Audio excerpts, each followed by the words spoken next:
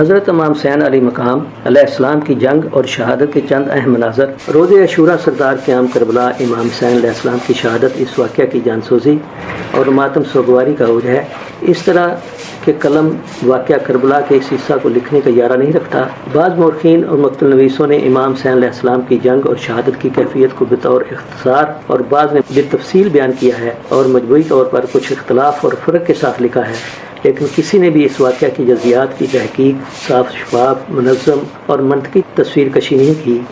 اس لیے امام حسین علیہ السلام کے میدان میں جانے، جنگ کرنے اور آخرکار درجہ شہادت پر فائز ہونے کی کیفیت کی واضح تصویر کشی کے لیے اس بات کی کوشش کی جا رہی ہے کہ متعدد روایتوں کو ایک ساتھ قرار دیا جائے اور منطقی طور پر ان کی تنظیم تدوین کی جائے تاکہ حتی المکان اس جان سوز واقعہ کی صحیح دقیق تصویر کشی ہو سکے۔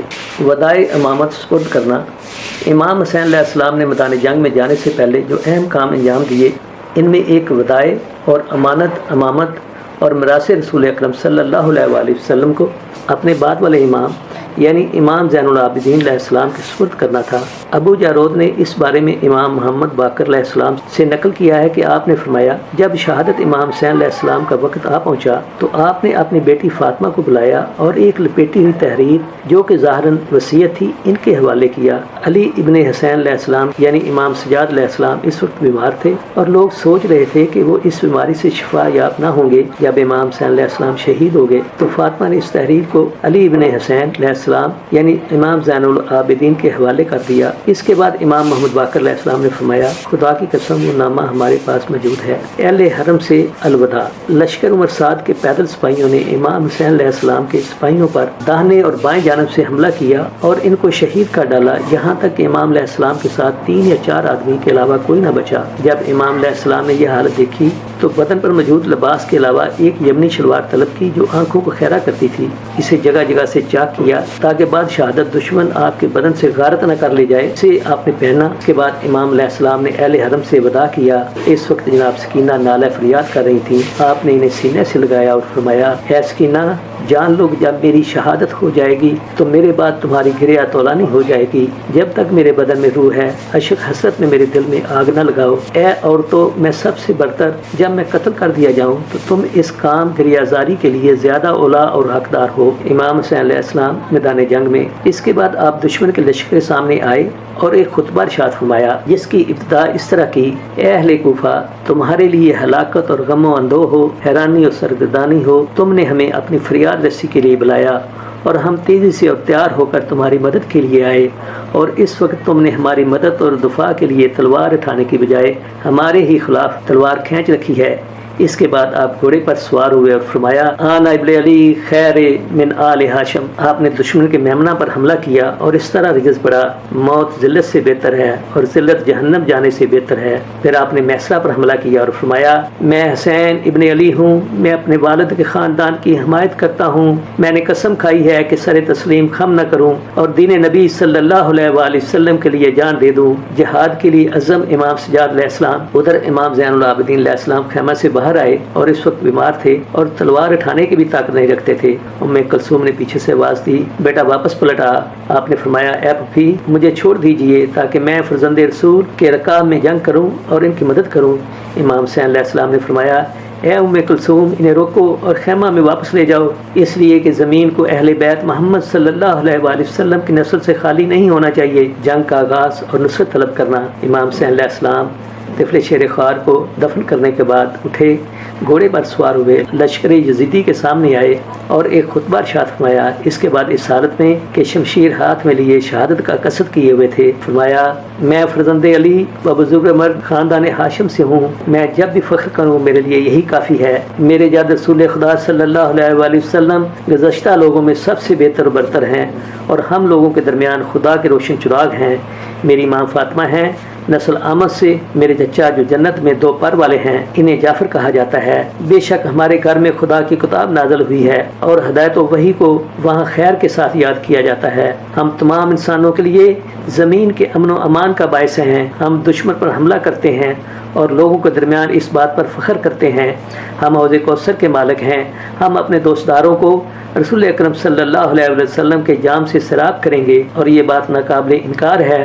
لوگوں کے درمیان ہمارے پیروکار بہترین پیروکار ہیں اور ہمارے دشمن روز قیامت گھاٹا اٹھائیں گے۔ ایک روایت کے مطابق اس وقت امام حسین علیہ السلام نے ان بے نظیر اشعار کو بھی ارشاد فرمایا: اگر دنیا ارجمند اور قیمتی شمار کیے جائیں تو انعام الہی کا گھر زیادہ بلند قیمتی ہے۔ اگر بدن موت کے لیے پیدا ہوئے ہیں تو انسان کا راہ خدا میں قتل ہو جانا برتر ہے۔ اگر روزی تقسیم اور لکھ دی گئی ہے تو انسان کا مال حاصل کرنے کی راہ میں کم لالچ طمع کرنا زیادہ خوبصورت ہے۔ اگر مال و ثروت کا جمع کرنا چھوڑ کر جانے کے لیے ہے تو انسان کیوں اسے چھوڑ کر جانے والی چیز میں کنجوسی سے کام لے۔ میں چلا جاؤں گا، اور موت جوان مرد کے لیے ذلت رسوائی نہیں ہے، وہ بھی اس وقت جب راہ خدا میں جانا اور شہید ہونا ہو۔ اس کے بعد امام علیہ السلام نے دشمن کو جنگ کے لیے بلایا۔ دشمن کا جو بھی نامور اور جانا پہچانا سپاہی آپ کے قریب آتا ہے اسے تحقیق کر دیتے۔ اس طرح آپ نے دشمن کے بہت سے سپاہیوں کو واصل جہنم کیا، یہاں تک کہ مالک بن نصیر بدی کندی نے آپ کے مقابلے کے لیے آیا اور اس نے آپ کے سر مبارک پر ایک ایسی تلوار ماری کہ تلوار آپ کے قلعہ دار جبہ کو کاٹتی ہوئی آپ کے سر تک پہنچ گئی اور آپ کا سر زخمی ہو گیا اور آپ کی ٹوپی خون سے بھر گئی۔ آپ نے اس شکی سے فرمایا: تو اس ہاتھ سے کبھی نہ کھائے اور نہ ہی پیے، اور خدا تجھے ستمگروں کے ساتھ محشور کرے۔ کارزمی نے لکھا ہے کہ جب امام علیہ السلام نے اس ٹوپی کو پھینک دیا اور سر پر امامہ باندھا تو ملعون آیا اور اسے اٹھا لیا۔ جنگ کے خاتمے پر وہ اس ٹوپی کو اپنے گھر لایا اور اپنی بیوی کو دیا تاکہ وہ اسے دھو دے، تو اس کی بیوی نے کہا: کیا تو بنت رسول کے فرزند کی ٹوپی کو گھر لایا ہے؟ میرے پاس سے نکل جا، خدا تیری قبر کو آگ سے بھر دے۔ اس ملعون کے دوست نقل کرتے ہیں اس کے دونوں ہاتھ خشک ہو گئے اور وہ فقیری اور بدبختی کی زندگی گزارنے لگا اور آخرکار اسی حالت میں واصل جہنم ہوا۔ اس کے بعد امام حسین علیہ السلام نے قلعہ دار جبہ کو ایک کنارے ڈالا اور ایک ٹوپی پہنی اور اس پر امامہ باندھا۔ یہ سب اس حالت میں ہوا کہ آپ ناتواں اور تھک چکے تھے۔ امام علیہ السلام نے سر پر امامہ باندھنے کے بعد دائیں بائیں نظر ڈالی لیکن کوئی نظر نہ آیا۔ اس کے بعد سر کو آسمان کی طرف بلند کیا اور بارگاہ خدا میں عرض کی: خدایا تو دیکھ رہا ہے کہ یہ لوگ کیسے تیرے رسول کے فرزند کے ساتھ برتاؤ کر رہے ہیں۔ اسی اسنا میں شمر بن ذی جوشن اپنے سپاہیوں کے ساتھ آگے بڑھا۔ امام علیہ السلام نے ان سب سے جنگ کی اور دشمن حضرت اور خیمہ گاہ کے درمیان حائل ہو گئے، خیام کی طرف بڑھنے لگے، وہ خیموں پر حملہ کرنا چاہتے تھے۔ یہ منظر دیکھ کر امام علیہ السلام نے بلند آواز میں ان ظالموں کو للکارا اور فرمایا: لعنت ہو تم پر اے خاندان ابو سفیان کے پیروکاروں، اگر تمہارے پاس دین نہیں اور قیامت سے نہیں ڈرتے تو کم از کم اپنی دنیا میں تو آزاد رہو اور اپنے عربی شرف اور اقتدار کی طرف پلٹ جاؤ جیسا کہ تم گمان کرتے ہو کہ عرب ہو۔ یہ سن کر شمر ملعون چلایا: اے حسین، کیا کہہ رہے ہو؟ امام حسین علیہ السلام نے فرمایا: یہ میں ہوں جو تم سے جنگ کر رہا ہوں اور تم لوگ مجھ سے جنگ کر رہے ہو، اس میں عورتوں کی کوئی خطا نہیں ہے۔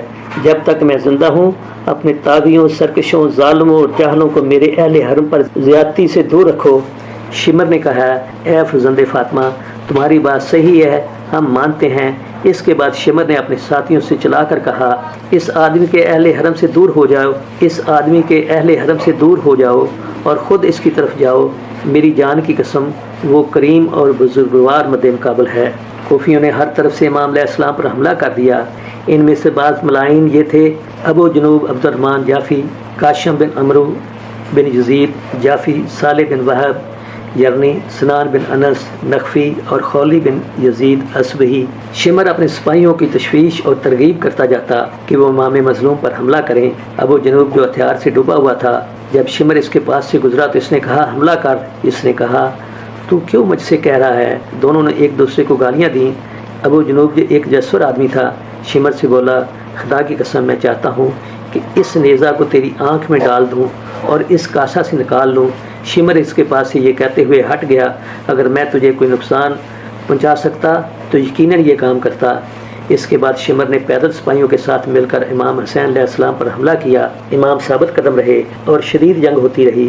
امام علیہ السلام ان ظالموں پر حملہ کرتے اور وہ آپ کے ارد گرد بھاگتے، یہاں تک کہ ان ظالموں نے امام علیہ السلام کو چاروں طرف سے گھیر لیا۔ اسی اسلام میں جناب عبداللہ بن حسن علیہ السلام جو ابھی نابالغ جناب قاسم علیہ السلام کے کمسن اور خوبصورتی میں 14ویں کے چاند کی مانند تھے۔ خواتین کے درمیان سے باہر نکلے اور اپنے چچا حسین علیہ السلام کے پاس آ کر کھڑے ہو گئے۔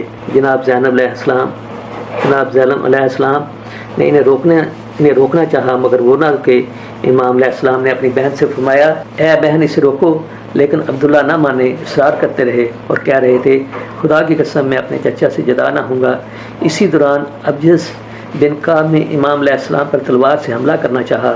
جب اس کمسن نے یہ منظر دیکھا تو اس ملعون سے کہا، اے زن بدکارہ کے بیٹے، کیا میرے چچا کو قتل کر دے گا؟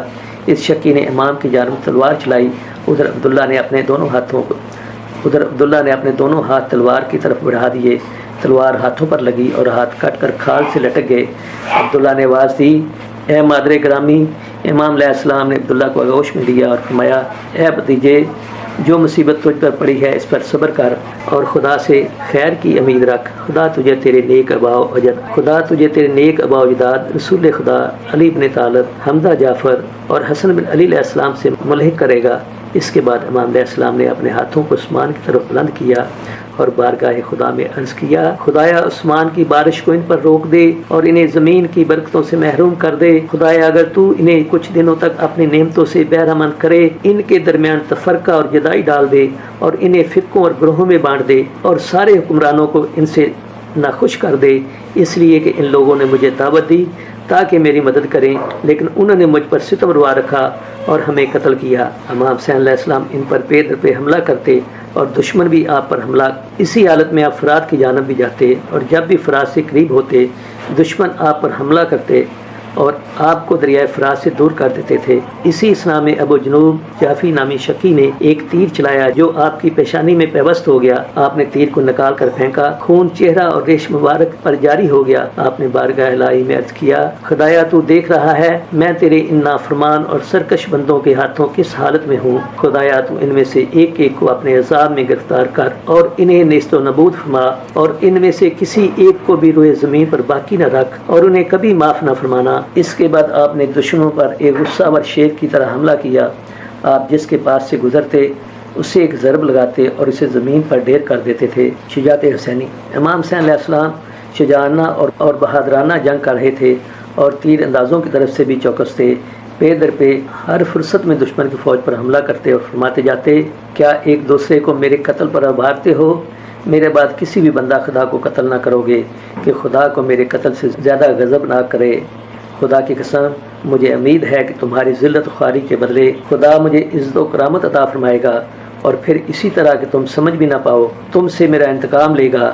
آگاہ ہو جاؤ، خدا کی قسم اگر تم قتل کرو تو خدا تمہاری قوت کو تمہارے لیے وبال جان بنا دے گا، اور وہ تمہارے خون کو بہائے گا اور تمہارے لیے دوہرے عذاب سے کم راضی نہ ہوگا۔ حمید بن مسلم کہتا ہے، بے شک میں نے کسی بھی ایسے مغلوب کو نہیں دیکھا جس کے فرزند، گھر والے اور ساتھی مارے گئے ہوں اور وہ حسین سے زیادہ مضبوط قلب اور آرام دل اور شجاع ہو۔ جب وہ تلوار سے پیدل سپاہیوں پر حملہ کرتے تھے تو وہ اس بھیڑ بکریوں کے گلے کی مانند داہنے بائیں فرار کرتے تھے جس پر بھیڑیے یا شیر نے حملہ کر دیا ہو۔ امام حسین علیہ السلام دشمن کی فوج پر حملہ کرتے جاتے تھے جس کی تعداد 30,000 تھی، اور آپ انہیں ٹڈیوں کی طرح منتشر کرتے جاتے۔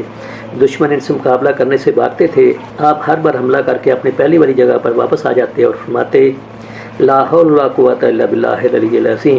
آپ جنگ کرتے جاتے اور اس طرح آپ نے دشمنوں کی ایک بڑی تعداد کو واصل جہنم کیا۔ آپ کی شجاعت و بہادری کا یہ منظر دیکھ کر عمر صاحب نے اپنی فوج سے کہا، تم پروائے ہو؟ کیا تم جانتے نہیں کس سے جنگ کر رہے ہو؟ یہ شخص قتال عرب یعنی عرب میں بہت زیادہ قتل کرنے والے کا بیٹا ہے، اس پر ہر طرف سے حملہ کرو۔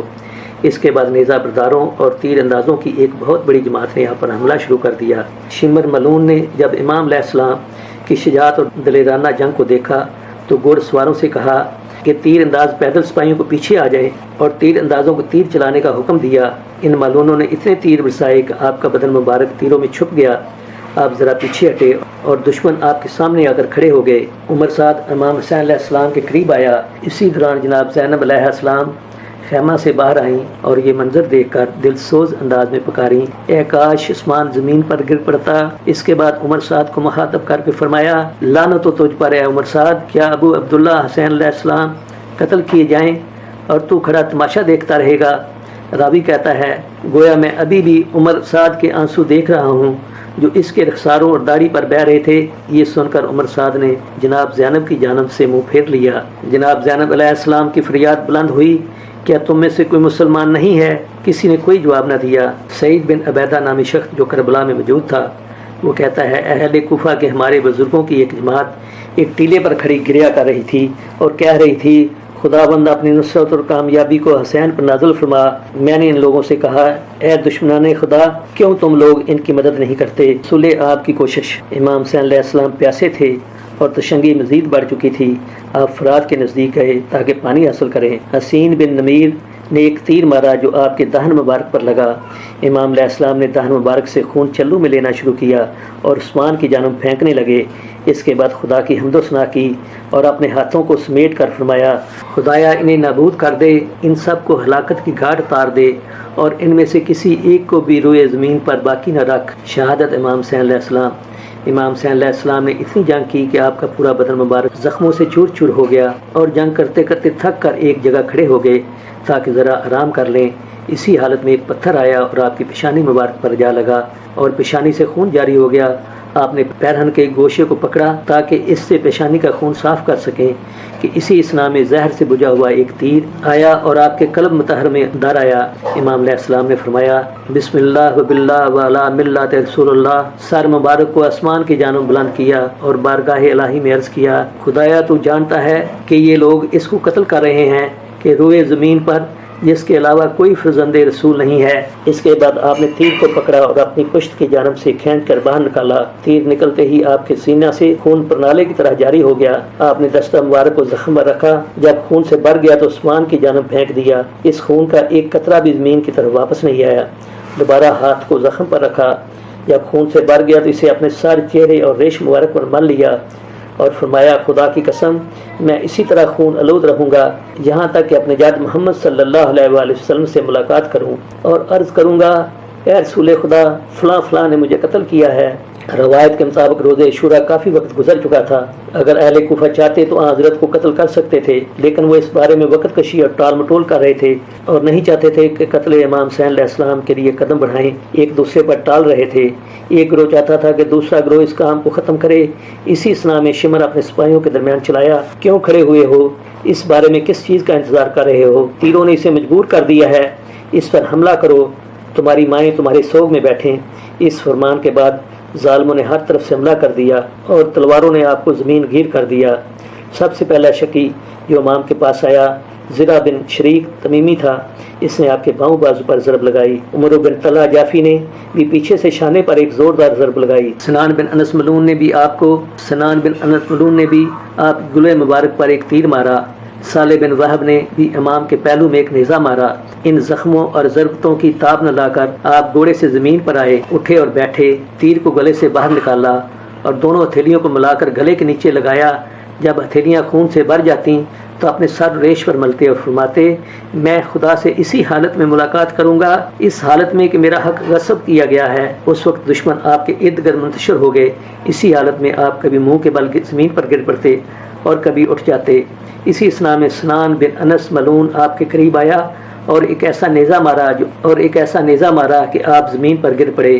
اس ملعون نے خولی سے کہا ان کا سر تن سے جدا کر لے۔ خولی نے یہ ظلم ڈھانا چاہا مگر اس کا بدن لرز اٹھا۔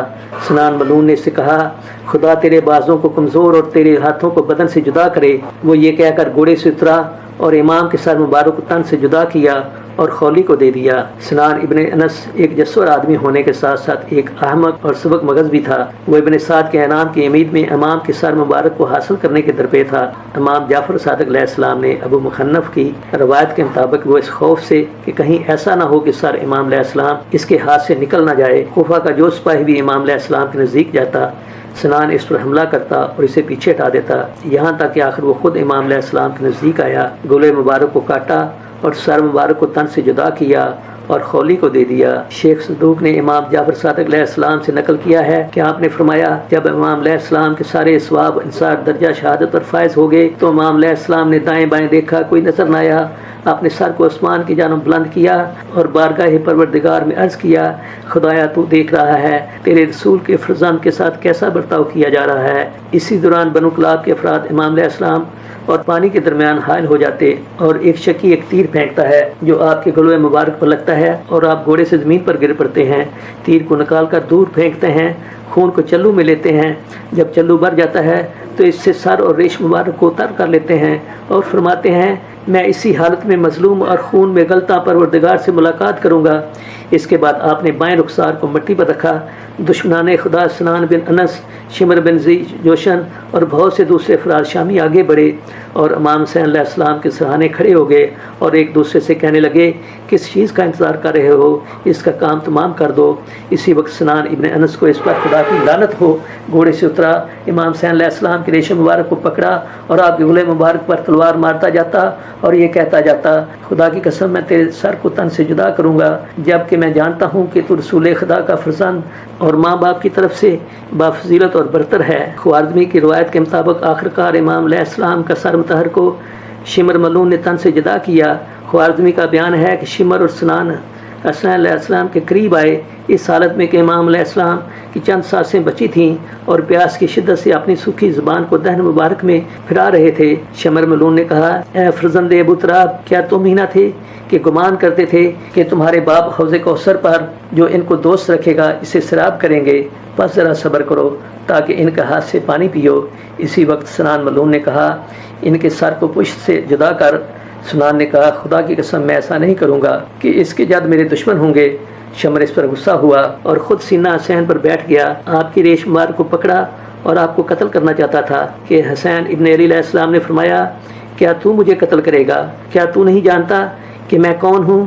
شمر ملعون نے اعتراف کیا کہ وہ آپ کے ماں باپ اور جد رسول خدا کو پہچانتا ہے۔ ایک دوسری روایت کے مطابق امام حسین علیہ السلام نے فرمایا، تو وہی داغدار کوڑی کتا ہے جسے میں نے خواب میں دیکھا تھا۔ اس ملعون نے کہا، اے پسر فاطمہ، مجھے کتے سے تشبیہ دیا ہے۔ یہ کہہ کر اس نے آپ کے گلوے مبارک پر تلوار مارنا شروع کر دیا اور یہ کہتا جاتا، آج میں تمہیں قتل کروں گا اور بالکل یقین کے ساتھ جانتا ہوں، ایسا یقین کہ شک و گمان کا کوئی گزر نہیں، پردہ پوشی کے لیے کوئی مقام و مجال نہیں کہ تمہارے باپ سب سے بہتر و برتر انسان تھے۔ سلام یا حسین، سلام یا حسین، رہتی دنیا تک تیرا نام باقی رہے گا۔ ویڈیو کو لائک اور شیئر کر دیں اور چینل کو سبسکرائب بھی لازمی کر لیں۔ جزاک اللہ خیر۔